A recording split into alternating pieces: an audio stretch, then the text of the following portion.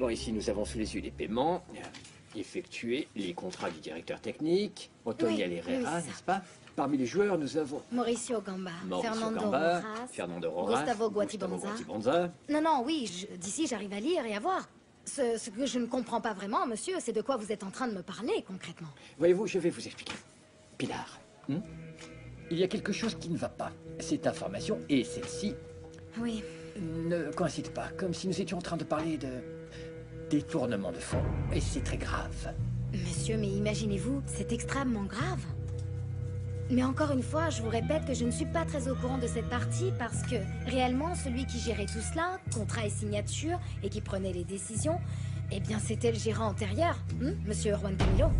Et comme il travaillait beaucoup de chez lui, alors... Vous êtes certaine de ce que vous êtes en train de me dire? Mais monsieur, mais tout à fait. Combien de fois je suis allée lui apporter, vous savez, des papiers, des contrats signés et tout le reste. Et il y avait parfois même des réunions chez lui avec des joueurs et des gens que je ne connaissais même pas. Mais bon, après, vous savez, il est difficile de savoir ce qui s'est passé, non? Ma chérie, est-ce que tu t'imagines ça?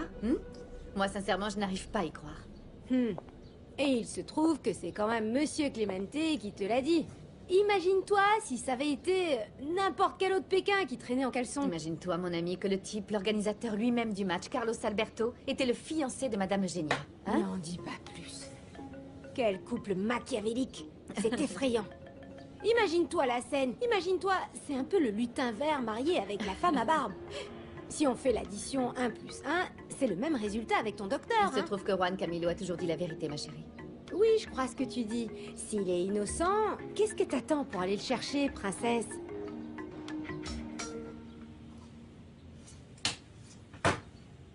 Ah, et mince, Juan, c'est quoi ce soupir? Change de tête, mon gars.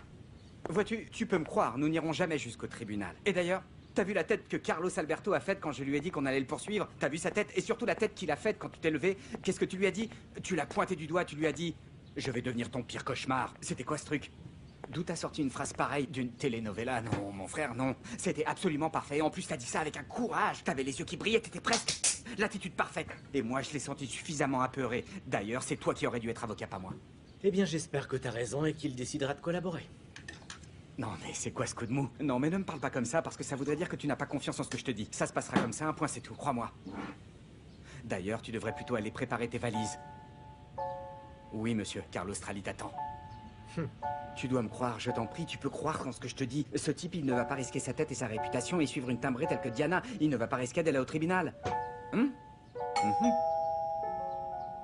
Qui ça peut être? J'en sais rien parce que c'est ta maison, pas la mienne.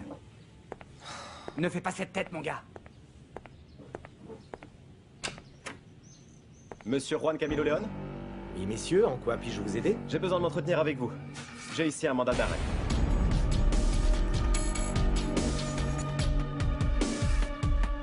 Ma chérie, je t'accompagne jusqu'à la porte pour pas que tu te perdes en chemin. Toi, tu restes zen. Tu parles sérieusement avec lui, vous aplanissez vos rugosités. Sache que je vais pas rester faire tapisserie, je repartirai immédiatement. Mais avant toute chose, prudence.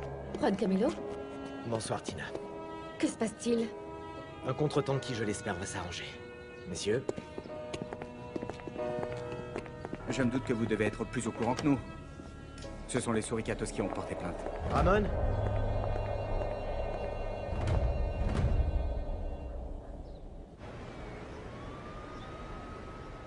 Les preuves sont flagrantes. Monsieur, si je comprends bien, tout ceci signifie... Que Juan Camilo détournait l'argent de l'équipe. Non. J'imagine dans quel état vous devez être en ce moment. Heureusement que vous êtes capable de me comprendre, monsieur, parce que sincèrement, j'ai la tête qui va exploser en ce moment. Mais dites-moi, à quel moment Juan Camilo serait devenu... cette personne que tout le monde est en train de décrire, hein? Tina, ceci s'appelle communément l'ambition. Pour moi, c'est une chose que j'ai du mal à accepter, mais c'est une réalité. Ce qui se passe, c'est qu'il n'a jamais pensé qu'on pourrait lui tomber dessus. Ce n'était pas une chose facile, surtout que j'ai toujours considéré Juan Camilo comme étant une personne bien. Une personne décente. Oui, c'est ce qu'il voulait être. J'aimerais que vous compreniez quelque chose. En tant que représentant légal, je dois porter plainte. C'est un devoir moral. Voyez-vous, monsieur Clemente, même si cela doit me briser le cœur en 1000 morceaux, je vais vous dire... faites-le. Que le responsable paye pour ce qu'il a fait. Et si Juan Camilo a trempé dans l'histoire?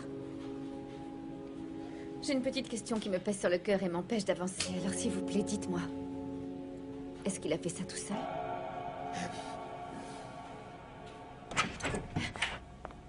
Mon chéri, je viens juste d'apprendre que tu étais rentré. Je suis venue en courant depuis la boulangerie. Pourquoi tu fais cette tête? T'es malade ou quoi? Non, Ah non? Eh bien, dans ce cas, pourquoi on ne profiterait pas vu qu'on s'est réconciliés? Célis. Tu n'as pas quelque chose à me dire? Non? Bien. Dans ce cas, je pars travailler. Non, chéri, tu ne pourrais pas rester cet après-midi? Non, non, parce que je dois aller gagner de l'argent.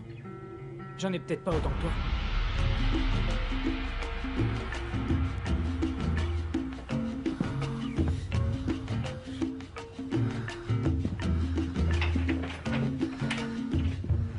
À plus tard.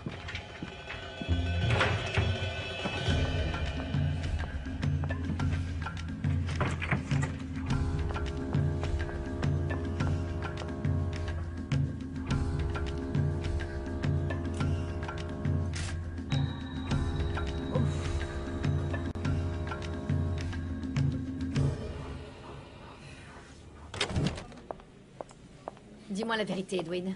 Non, je t'en prie, entre nous. Et de quoi tu es en train de me parler? T'as fini par devenir un ami de Juan Camilo, c'est ça? Je ne sais pas comment tu fais pour être au courant de tout dernièrement, mais il se trouve qu'il existe un certain degré de confiance entre nous. Qu'est-ce qu'il y a de mal à ça? Ah, très bien. Alors donc, tu as été mis au courant du petit jeu malsain. C'est donc toi le complice? Faustina, Evangelina, tu me fais le plaisir de me respecter. Mais pour qui tu me prends? Comme si tu me connaissais pas, comme si je n'avais pas été ton mari à une certaine époque. C'est bien parce que je te connais que je te dis ça. Je sais très bien qui tu es. C'est à cause de certaines erreurs que j'ai pu commettre quand j'étais encore qu'un adolescent que tu continues de me juger? Un adolescent, tu dis? Tu m'as dit que la maison de Carthagène, tu l'avais donnée à ta famille, c'est ça? Ma famille, hein? c'est vous. Cette maison, tu l'as mise en location, Edwin. Qu'est-ce que tu crois? Que je n'allais pas la prendre? Ce qui se passe, c'est qu'ils n'ont pas l'habitude de vivre au milieu d'autant de luxe et d'opulence. C'est grâce à mon fils, car c'est lui qui m'a trouvé ce poste. Parce que si je t'avais attendu, Dieu sait ce qui ne serait advenu C'est de moi. grâce à ton irresponsabilité que nous sommes dans cette situation. Écoute, Edwin Maria, je te surveille. Non, Entre mais arrête quatre de yeux. t'imaginer le pire. Je m'imagine le pire avec toi. Je t'avertis que si j'apprends le moindre petit détail, la moindre petite chose que tu aurais pu faire, tu ne trouveras aucune prison où te cacher. Sur la tête de Faustina Evangelina de la Conception Manota Preciado. Eh bien, fais-moi le plaisir, Faustina Evangelina de la Conception de Manotas Preciado, de sortir de mon bureau et arrête de m'accuser de détourner l'argent de la société, j'ai besoin de travailler. Alors tu es convié à prendre la porte.